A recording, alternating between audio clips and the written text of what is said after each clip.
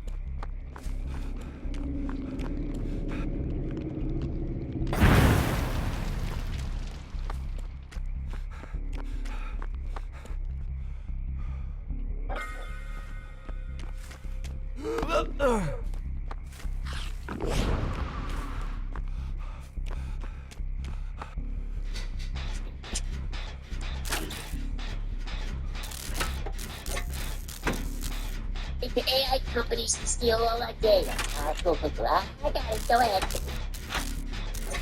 Ashurbanipal bragged about it in his own inscriptions in his own voice. He claimed he read texts written before the flood. Scholars filed that under royal trash talk. Then, in 612 BC, Nineveh's enemies burned the city to the ground. The fire should have destroyed everything, but it didn't. The clay tablets made harder. The collapsed roof sealed the rooms. The library went underground for 2,500 years, preserved by the same disaster that was supposed to erase it. Layered shipped books to London. Then the hard part started. Cuneiform, the wedge-shaped writing of ancient Mesopotamia. That was a code nobody could fully read yet. One symbol could mean a single word, or a single sound, or a whole word, or a whole sentence. Scholars spent decades fighting over translations, publishing papers that flatly contradicted each other. And through all of it, one tablet sat in a drawer and waited. It was round, 5.5 inches across, small enough to hold in one hand.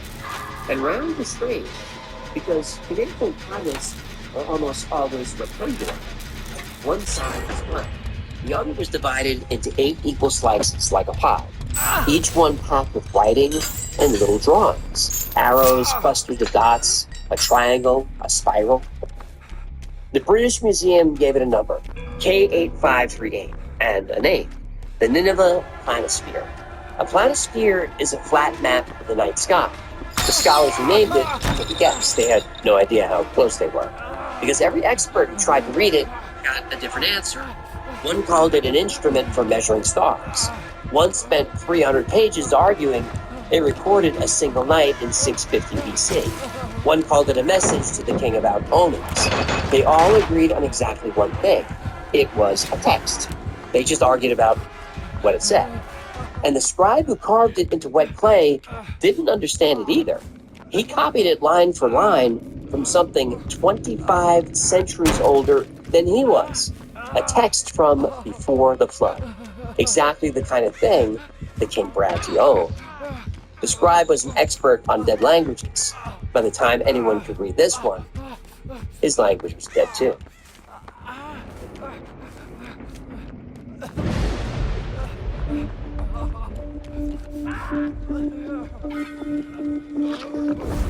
Assyriology is a closed world. It takes decades to learn. The writing, the dead languages, 3,000 years of Mesopotamian history. The people who translate these tablets train their whole lives to do it. Rocket scientists are supposed to stay in their lane.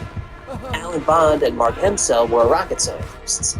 Bond designed spacecraft engines. Hemsel taught astronautics. Neither one read cuneiform.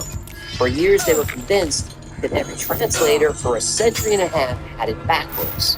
The tablet wasn't a text at all. It was a map. The arrows and the clusters of dots were stars. 8 slices of sky in the exact positions of real constellations like Pisces and the Pleiades. Not a map of anywhere on Earth, a map of the night above it. So Bond and Hemsel fed the star positions into planetarium software, the kind that can run the sky backward to any date in history. So they told the software to find the night where those constellations lined up. It came back with an answer.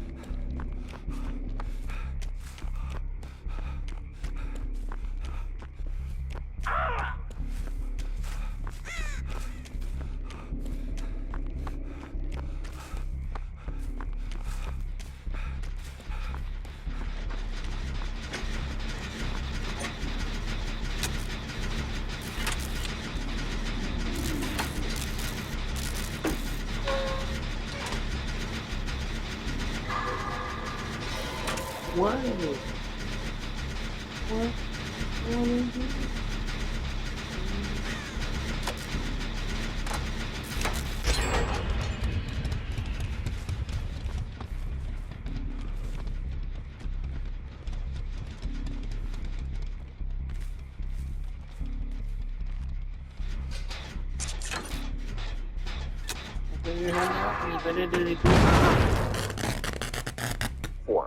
For years, they were convinced that every translator for a century and a half had it backwards. The tablet wasn't a text at all, it was a map. The arrows and the clusters of dots were stars, 8 slices of sky in the exact positions of real constellations like Pisces and the Pleiades. Not a map of anywhere on Earth, a map of the night above it. So Bond and Hensel fed the star positions into planetarium software, the kind that can run the sky backward to any date in history.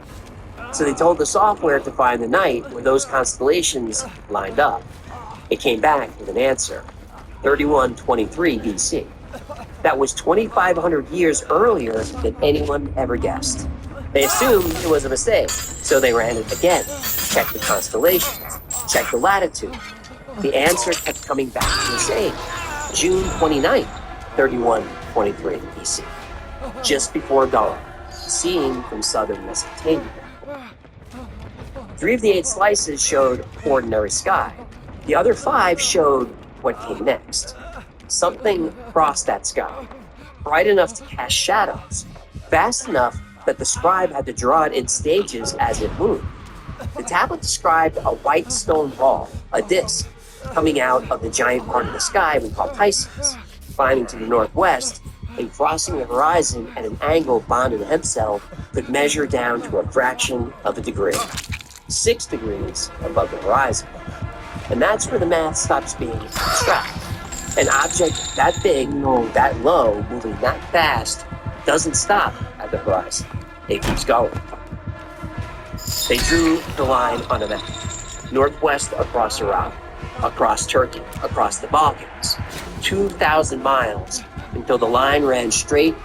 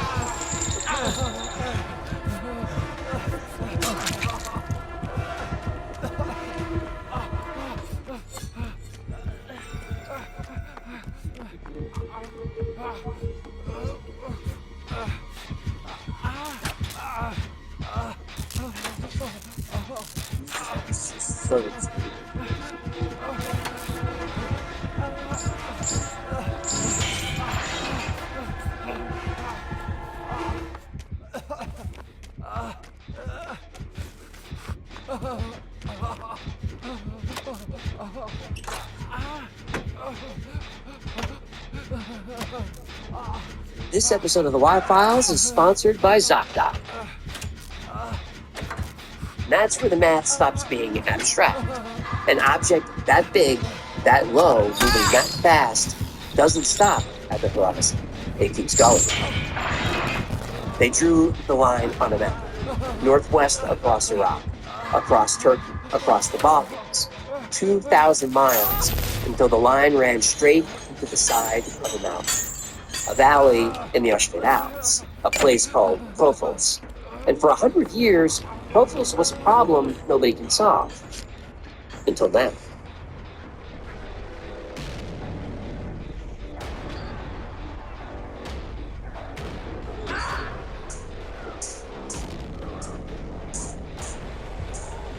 A piece of mountain the size of a small city, 3/4 of a cubic mile of rock, came off the ridge in an alpine valley in a single event and dropped the peak by 600 feet.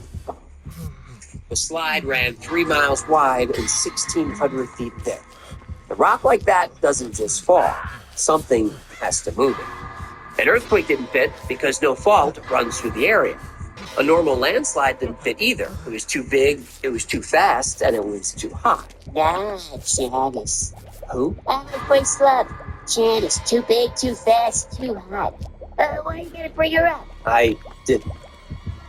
Because one detail made Kofels strange long before anyone said the word asteroid. The rock at the bottom of the slide was melting. Not weathered, not crushed. Melting. Geologists call it frictionite, a glassy rock that forms when stone gets ground so fast that the friction turns it to liquid. Kofels has beds of the stuff several feet thick, and the quartz crystals down the slide carry shock fractures, microscopic damage. It only forms under the kind of pressure you find at a nuclear test site or confirmed in binary. The same fingerprint turns up at Chicxulub, where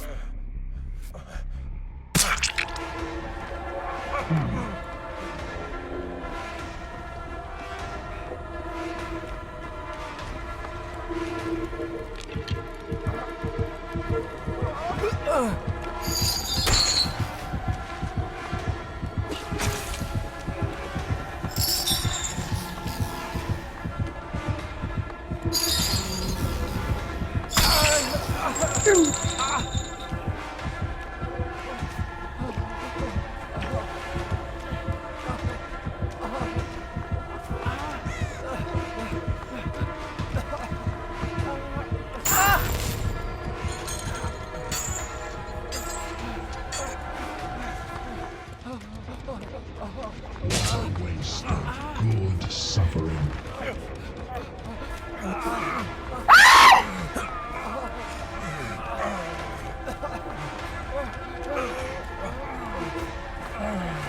Please don't! Please don't! Please don't!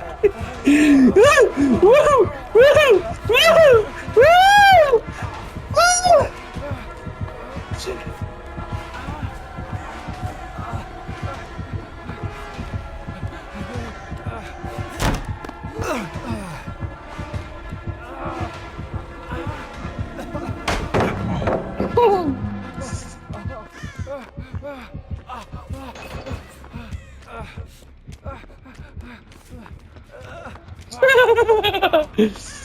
I feel so bad for him.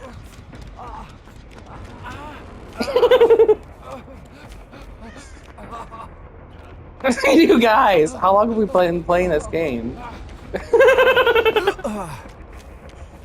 Like, holy fucking shit.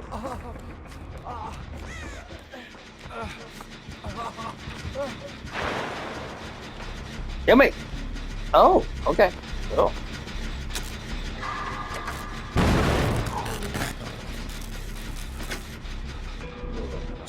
Here, I'm so sorry. I'm just gonna do this instead.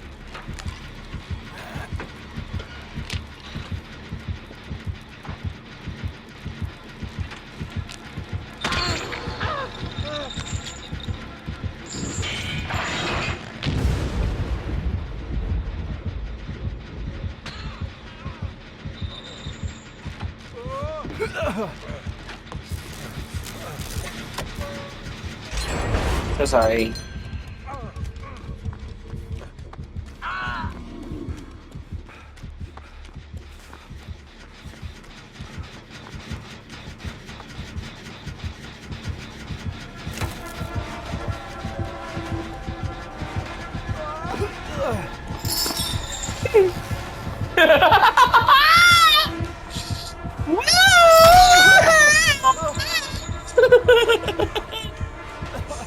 This motherfucker cannot stand me, bro.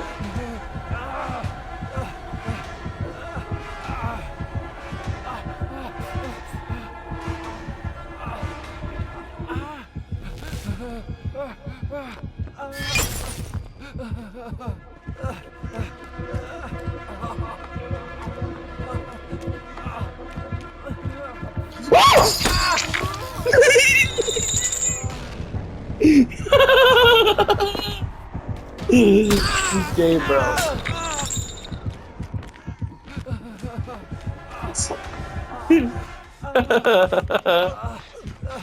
Come here. Come here.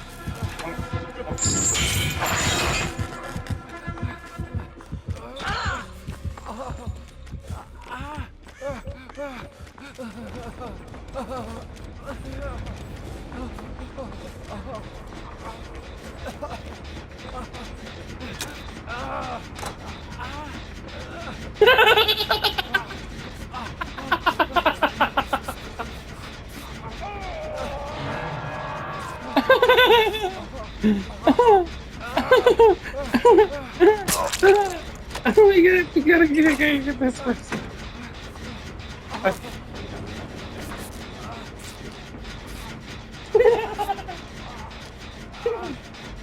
Oh.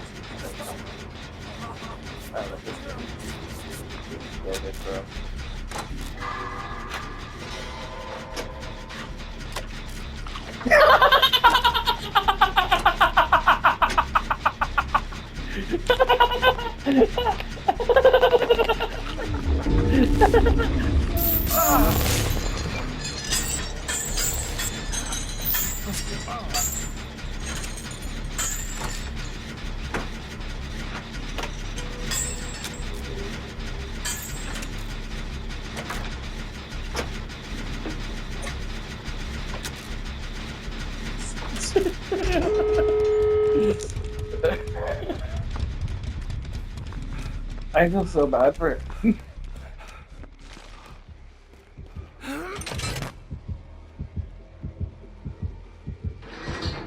so mad I got that.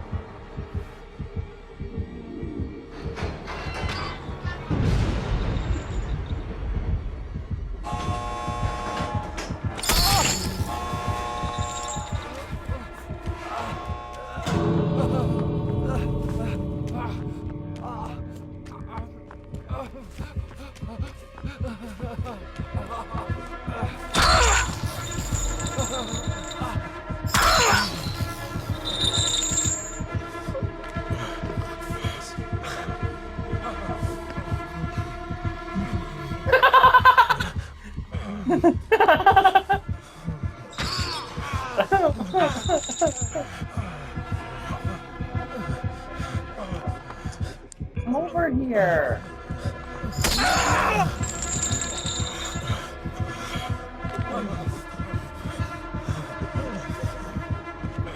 Daddy.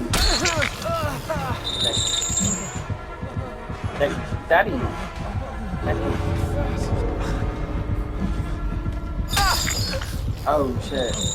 Oh shit. Oh shit. No. Oh no.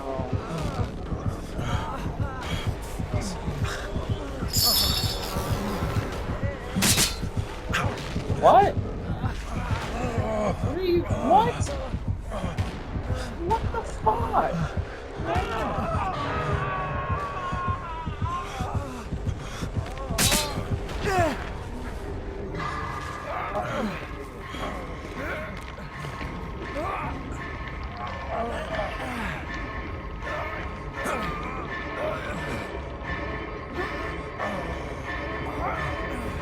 Hey, here. The game we like tortured this poor girl and like literally to the apartment.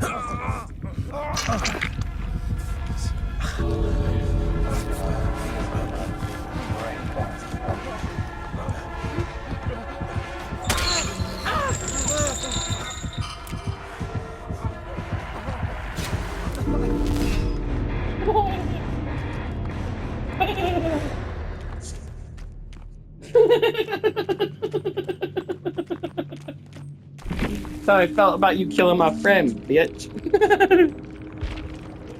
Great. That's a good shit. Are they? Do they want to get worried? Apparently.